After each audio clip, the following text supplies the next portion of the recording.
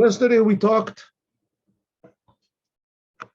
about the meeting of the United Nations in 1992, and that there was a declaration made between the USA and Russia, and consequently all the other nations, that they weren't going to make weapons of destruction anymore. They were going to to minimize and eventually, to do away with weapons of war. So that's the whole idea of Mashiach coming, says the Rebbe. And this, in fact, is the effect of the Mashiach. This is the effect of Mashiach. Now, like we said before, what's the idea of Mashiach? Mashiach is the idea that he will bring blessing of God into the world so that people will feel how much God loves everybody. God is creating everyone all the time. And he's giving everybody life. Every human being has the signature of God. But you have a picture that has a signature over there, Rembrandt or something like that, it makes it valuable. Well, you and me and everyone in the world has the signature of God. Life, we're alive. It shows how precious everybody is and how good everybody is, but we just have to reveal it and realize it. And that's going to be the idea of Mashiach. Says the Rebbe, the previous Lubavitcher Rebbe, in fact, every Rebbe of Chabad was the Mashiach of that generation. And the previous Lubavitcher Rebbe caused the ideas to fall, excuse me, into the heads of these leaders of the world. Just a couple of years earlier, Gorbachev stood up and he said, there's no more communism. Opened up the what is it, perestroika, what did he call it, glasnost. And he simply changed the whole economic and political system of Russia. And suddenly all the doors were open. Everybody could go out. They could come in. There was no, everything changed drastically. And the Rebbe said, who did that? Who put that in his mind? That was caused by the previous Lubavitcher Rebbe when he sat in prison in Russia. And he was totally unfazed by all of their threats and all of the suffering that he suffered over there and the tortures that they tortured him. And the pain and that's it. That put the first crack in the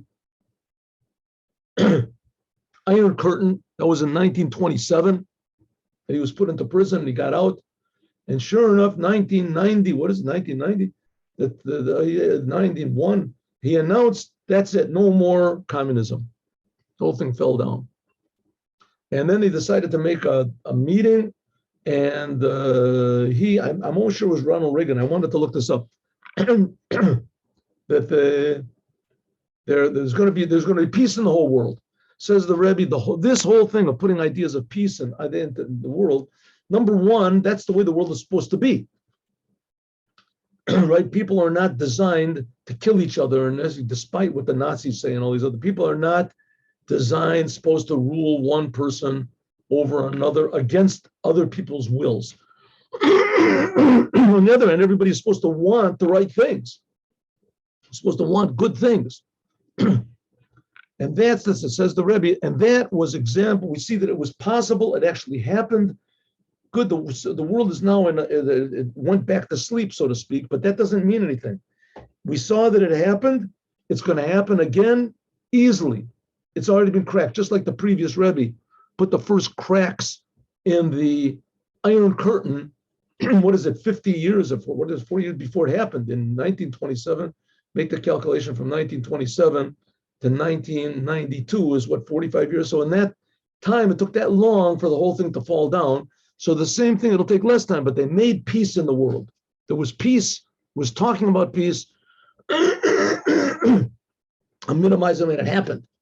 And we can also add on, Sheshayach was the Ma'ora in the beginning of what the Mashiach did. We'll get to the Prati and Ma'orim, all the details.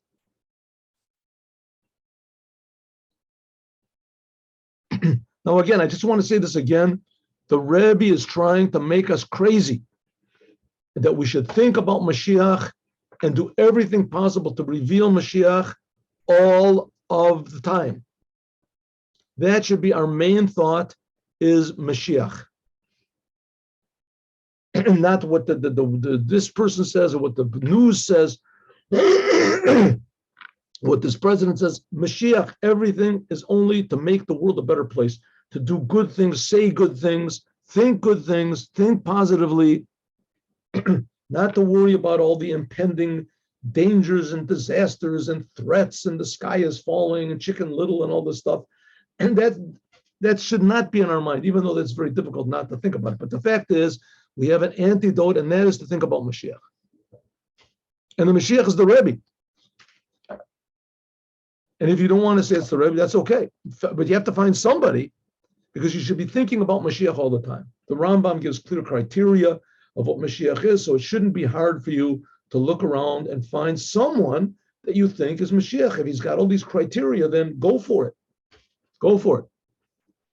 Right? Mashiach is going to be somebody, he's going to know the whole Torah, he's going to do all the commandments according to the teachings of the rabbis, according to the Talmud, and he's going to try to influence all mankind to do these commandments, Jews first, and eventually the non-Jews, 7 Noahide commandments, and he's going to fight battles against anything that tries to weaken Judaism. He's going to strengthen. Eventually, his goal is he's going to defeat all the powers that oppose Judaism, and he's going to bring the third temple down from heaven. And then there's going to be a really good world. But we had a little bit of a glimpse of it. World peace.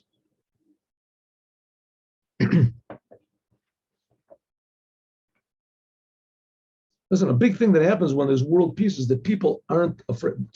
Listen, just a short thing. This also Professor Viktor Frankl says this. When there's this threat, world threat, so it takes away the meaning of life. People think to themselves, listen, what difference does it make what I do? Tomorrow there's going to be an atom bomb. We're all going to be, disintegrated anyway. So what's the point of anything? What's the point of waking up in the morning, right? If I want to, I had to say, eat, drink, and be merry. Tomorrow we die. By taking away these false threats, as that makes life open, positive, more meaningful.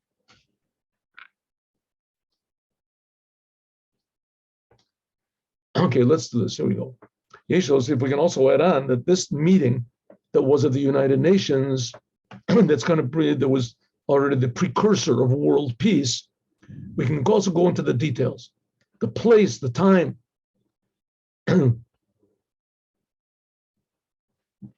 Just give me one moment, please. No, okay, good. No. I thought I heard somebody in my house. What about the place when it happened and the time? First of all, it happened, this meeting happened in this country in America, and it happened in this town, the city of New York, the country and the city that was chosen by the previous Rebbe to dwell in. And this is called Beit Rabbeinu Shabbat. Now, there's a Gemara in Megillah, in the tractate Megillah, that says that all the time that the Jewish people are in exile, there's going to be one main big synagogue that from it is going to come Judaism to the whole world. And when it was in the time when the Jews were in Babylon, there was Beit Rabbeinu in Bavel, and it moves around to different places. Says the Rebbe, in our generation, and this is the holy temple outside of Israel. And when the Mashiach comes, he's going to make this holy temple fly, get this, to fly to Israel with all of the synagogues in the whole world. That's called Beit Chayenu, the house of our life. Beit HaKnesset or Beit HaMidrash, the place of gathering, the place of learning, the place of Torah, the place of prayer, the place of good deeds of the previous Lubavitcher Rebbe. Kavod Kedushas, his honor, his holiness, my teacher, my father-in-law, Adonenu Moreno Rabbeinu, our master, our teacher, our rabbi, Nasi Doreno, the leader of our generation, Shabachar, that the previous Rebbe chose New York and the city of New York and the state of New York, and he said that this is going to be the main place that Torah is going to be spread out to the whole world. Hafatz the Torah, spreading out the Torah, Mayanot, the well springs of Torah will be spread out. Chutza, that was the language of the Mashiach to the Baal Shem Tov. When your deep teachings are spread out, Mayanotecha Chutza, in the whole world, Ad Biach Mashiach Tzikenu, that from that 770 Eastern Parkway, that from there all of the emissaries of the Rebbe go out, that's where the center is. Sha'az then yeh gam kiyum hayud b'kitetu charboteim le'itim. Then there will be the projected prophecy that the world, that by Isaiah, that the nations will put their their swords will be made into plows. Plowshares. What a plowshare? A plow. Anyway, because it goes better with the translation. The Inyan is like this. When the previous Rebbe came, when the previous Rebbe came to the lower half of the world. What does it mean, lower half of the world? The place where the Torah was given, that's called the upper half of the world. Well, Israel, that's the upper half. And the other side of the world, that's called the lower half of the world. When the previous Rebbe came, he left Russia, and then he went to Poland. He left Poland, and he came to America, Bakava Makomo, and he set his place. This was in 1940. And he set his place in Medina Zoo, in this country, in this city. He tchil betokef, then it began, how do you say, powerfully, v'nasa birur, and there was made a refinement and a purification, the chetzi kadar tachton, of the lower half of the world. Shagam bo, that also in it, nimshach would be drawn giloy matan Torah, the revelation of the giving of the Torah that was in the upper half of the world. The Torah was given right in Sinai and in Israel, wherever. The Yetera mizu, and even more, Adarab, even more. Shenase al-makor shemimenu nimshach v'nispashet, there was, this became the place where it wasn't just, listen, what happened over here? The Torah was given in Israel, comes down in Israel, was given in Sinai, in the desert.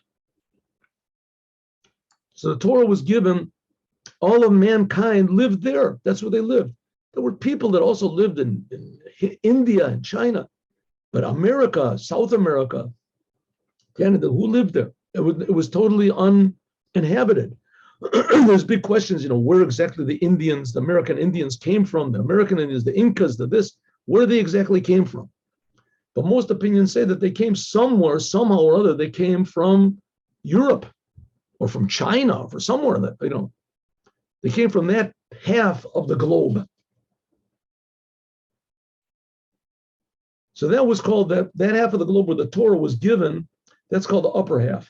And the bottom part, that was just totally wasteland. It was just, basically uninhabited place. When the previous Rebbe came there, right, or Columbus, whatever came there, but until the previous Rebbe came there, it was almost void of Judaism, almost void. Of course, there were Jews. There were Jews they say there were Jews that came there together with Columbus. I don't know. There were Jews in the first, in the Revolutionary War. There were Jews that came over, but I guess they originally came over from Europe, wherever. Torah, spreading out Torah was really not in Americas, except for the degree that the Christians came over, and Christianity is what holds it together is they have certain laws from the Torah that they didn't pervert. There's certain laws of the Torah. Basically, in the Gospels, there are no laws. So they brought those laws. So to that degree, there was Torah, but it wasn't Torah. It was Torah, how do you say, perverted Torah. Real, actual Torah came. Torah really came, and with the ideas of the Chassidut, the inner part of the Torah, that came when the previous Rebbe went there. He broke through, so to speak. And by means of the emissaries that the previous Rebbe sent through the whole world, also into the lower part of the world, until until the idea came to send emissaries of spread Judaism to Jews in the far corners of the world, in order that all the Jewish people, even those Jewish people that were there since Columbus, who knows what, would be connected back to God. Kolel, and especially those Jews that are dwelling among the Gentiles and they speak in the language and they do the customs of the Gentiles in that country. And also, and this is the main thing, spreading out all of the ideas of good and charity and honesty also to the non-Jews. That the non-Jews should do what's called the commandments of Bnei Noach. The 7 Noahide commandments, Kamudgash, like is expressed, especially in the last few years. Bakol shaholchim umitkarvim yoter, the closer that we get to the Moshiach, that then it says all of the nations will be transformed to a clear language, and all of them will call up to God in one group. Shechem means one group. And Sfanya, it's a prophecy of a Sfanya.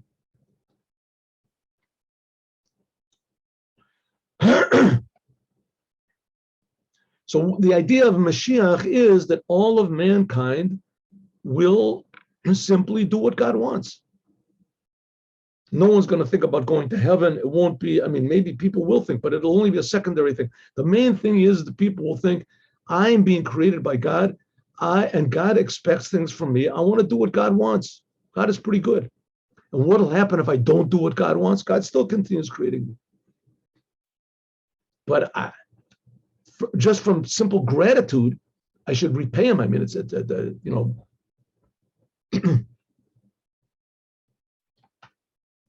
somebody gives you your eyes and your ears and your mouth, you ask you a favor, you do a favor. But first you have to recognize God. And lately we have all sorts of big miracles, says the Rebbe. And this is drawn down, Niflo Sereno, Niflo Bakal. This year is Tafshin Nun Aleph, the Rebbe has Tafshin Nun Aleph, Tafshin Nun Beit. There's Niflo Sereno, miracles, I will show you miracles in everything. Hegia Pu'ulazu, this has reached the ultimate height. The priest's Gevula Shel Medina here, that what all of a sudden there's opened up the boundaries of Russia. Medina is Russia. Shebeshaita, that in its time, Charta al Digla, it had carved on its motto, V'yichriz milchama v'hafatzas Torah v'yadut. In the time of Stalin, and pretty much the leaders that came after him, they made a war against Judaism. You couldn't spread Judaism in Russia. And they, not only that, they made a war against believing in God at all. They made war against the church also. Umanigo. Also, a Meiser, finally there became the previous Lubavitcher Rebbe became imprisoned. And after, by means of this, Yotze Migavulus, he was evicted from Russia. They didn't want him in. No religion, Boganyet, no God. Afal became, nevertheless, what do we see recently? Nimshachagam Sham. Now we all see in the Shluchi, Nasi Dorino, Bafatzas Torah. Now in Russia, this is 1992, the Rebbe is speaking, now especially, they're spreading out Torah and Judaism, B'chashai, Ubasiris Nefesh Mamas, before the Gorbachev took down the walls, as there was spreading out Judaism, even the time of the previous Rebbe. Why did they put the previous Rebbe in prison? Because he sent emissaries all over to spread out Judaism. They provided mikvahs for women. They provided the shochatim to have kosher food. There was sofrim to put on to check tefillin, mezuzahs, to teach Torah to children, especially. That was the main thing, to make the secret Torah schools for children, to teach them Torah. And they caught the teachers and they put them in prison and they killed them. They put the children in orphanages. Terrible things. Nevertheless, they risked their lives to spread Judaism. That was all the work of the previous Lubavitcher Rebbe. Ad l'tekufa acharona, until lately, said the Rebbe, now there's Judaism being spread in Russia, but there's no danger anymore. There's negated the whole decrees. Now it's possible to spread Judaism everywhere, even more than before, in revealed way, and in an advertised way. Like I said, I was in Russia, in Moscow. There's a huge Chabad synagogue over there, the Chabad Center from Rabbi Lazar, and it's right across the street from the KGB offices. In fact, they even have KGB people that protect the place. They protect them. They're standing at the door. a Mishtar Kodem, the communist regime fell. There's a new government that says now there's going to be justice and honesty and peace. Until they said, and even more, we're going to believe in God.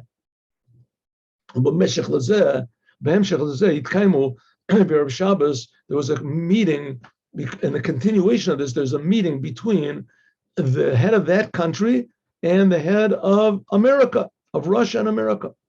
And there's also other countries, also great countries in the world, that it was decided that there was going to be that we are going to pound, whatever is, reform our swords into plows. We can say that this meeting that was made and that the decisions that were made in the city of the previous Lubavitcher Rebbe, the leader of our generation, Shabon is Kabsu, that all of the countries in the world, including America and Russia, and they said that everyone, in order to come to this big city, the city that, the previous Rebbe could have chosen any city he wanted to. In fact, they say that they wanted him to settle in Philadelphia. That's what they say. Philadelphia. And that's what I heard. I guess Philadelphia also means a city of love. Philos means love.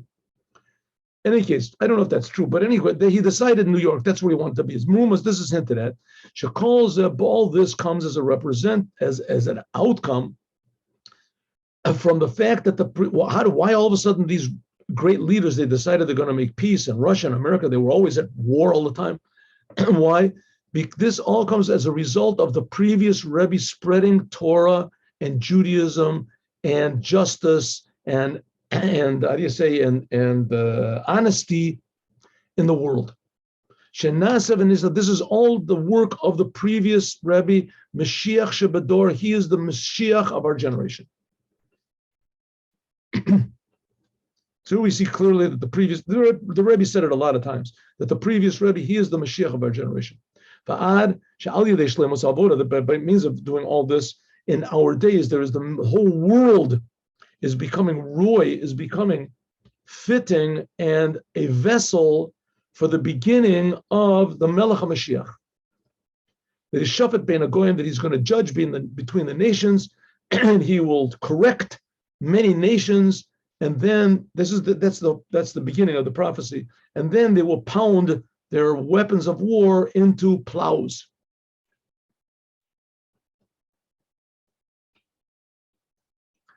And also, that's the place. What about the time? The time that this occurred was when a special time that's really propitious for the future redemption. Why? Because first of all, the days of the week, they met on Friday, Erev Shabbos. This is the preparation. The Erev Shabbos, Friday, prepares for the day that's totally going to be Shabbos. That's the future redemption. Is called Shabbat. Why? Because there won't be any evil. We won't have to fix anything. And Gam Mashbit, it eliminates. Mashbit also means to eliminate the damaging forces in the world, including also weapons of war from the world. That's Shabbat. Shabbat means everything rests. All the bad things rest. And even more, and since that on Friday, the meeting was on Friday, and they're adding from the weekday onto the holy, you're supposed to take Shabbos in a little bit earlier. It's like, he says, it's like the Shabbat, it says, is like a wolf, that it grabs from what's in front of it and what's behind it. A Shabbat, it says, it grabs time from the weekday before it and adds it on to Shabbat. This is already happening before Shabbat. That's Friday. That's when this meeting was made, on Friday. The day of the week. What about the day of the month? The day of the month, it came out in the Jewish month, the 26th day of Shvat. The 26th, this is the 26th, it happens to be the numerical value of the name of God, 26. Moloshen Mehave, that God's name is, in fact, the creator. Yud, and then Hey Vav Hey. Hey Vav Hey is Hoveh, to be. God is the creator of all being. That's the gematria 26. Yud, and then Hey Vav Hey. Sharom is this hints at Maimon and Matzav, what's going to be in the future. It's going to be that the whole world will be revealed. The 26 gematria of God, Yud, and then Hey Vav Hey, will be recognized to the whole world. Like it says, Nigla Kavod Avaya, there will be revealed the glory of Yud Ke Vav Ke, this name of God, and all flesh will see that the mouth of God is speaking and creating us. Therefore, when we see that God is creating everything, there won't be any place for negative, destructive things. Like it says, Lo Yir'u v'lo yishchutu, there won't be any more evil and there won't be any more damage, because the world will be filled with the knowledge of God. Where does it say that? And also, Isaiah. All these are quotations from the same Isaiah, Yeshaya. And this is especially stressed at the connection between both of them together. Namely, this is the 26th day of the month, which the 26 is the gematria of the name of Yud Ke Vav Ke, of God. And when it happens on the 6th day of the week, that this is like the 6th day of creation. What was done on the 6th day of creation? Man was created. In other words, the man is the main goal of creation. And by means of this, excuse me, and after the novelty and the creation of the world was made, the novelty of the whole entire, it was renewed when man was created. Man put a whole new meaning into all the 5 days that were before, actually the 6 days, because man was the last thing that was created. And especially on the 6th day of the week, when the 6th day of the week, which commemorates the day that man was created, when it falls on the 26th day of the month, which that's the gematria of the name of God. So this shows that the day man was created, was only to reveal God in the world. And there's one more thing, and that is, but even more, but Gamze Ikra, and this is the main thing, because of the fact that this is all connected to the time of the previous Lubavitcher Rebbe. This is Erev Shabbos. This is the last Friday in the month of Shvat. The month which is the 11th month. Remember we learned about that last week. The 11th month of the year. The 11th month of the year, that in it is the month of the passing away of the previous Rebbe. And on the 11th day of that month, says the Rebbe, that's the day that I took over. It was continuation of the previous Rebbe's life, even more than when the previous Rebbe was with us in the previous stage. This is the Dor Acharon. Now we're on the last generation of exile, and this is the first generation of the redemption. This is in the continuation of the 42 years. Yesh lomar that this corresponds to the 42 journeys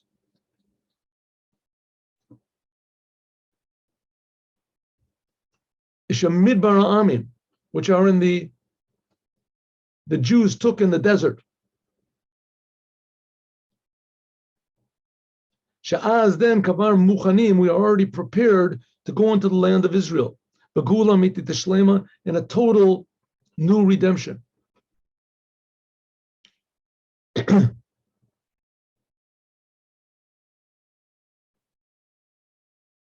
Kamaduber, like it's explained in the previous forbringings before this.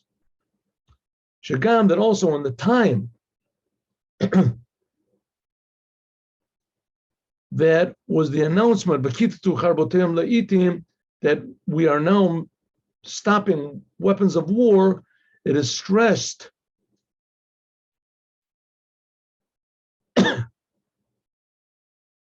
all of the work of the previous Lubavitcher Rebbe, the Moshiach of our generation, that by means of him was made Kitatu Charboteim Le'itim, that the previous Rebbe, being the Moshiach of the generation, he is the one that brought to this whole amazing meeting and decision of the nations to stop war.